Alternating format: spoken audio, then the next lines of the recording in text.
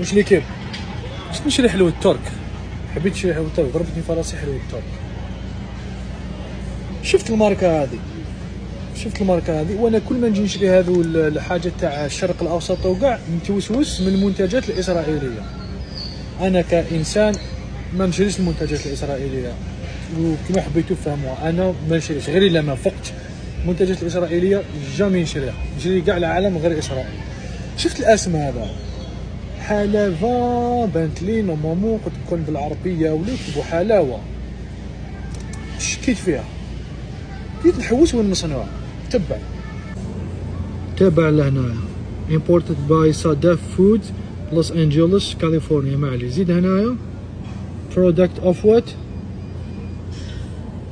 Israel. اذا هذا المنتج حلوى الترك هذه تاع اسرائيل.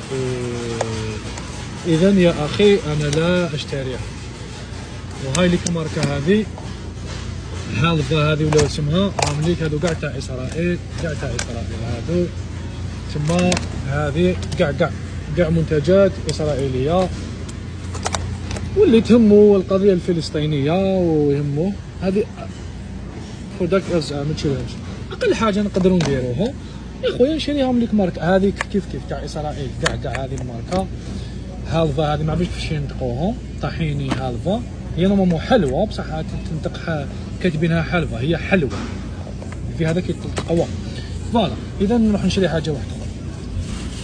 وفي عوض نشري تاع الكيان الصهيوني يا خويا، نشري تاع توانسه جيراننا. هاي لك تونس، ها الله يا تونس الخضراء، هاي لك تونس الخضراء. ها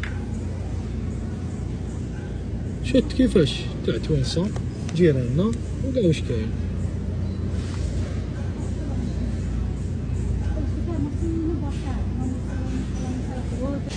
اذا انا كأسامة هذه اقل حاجه نديرها للقضيه الفلسطينيه. ما هذيك الشعارات سنحرر فلسطين وما هذاك ما عنديش، ولا نعاونوهم بدراهم 30 مليون دولار. نو، اقل حاجه نديرها ما نشريش المنتجات الاسرائيليه.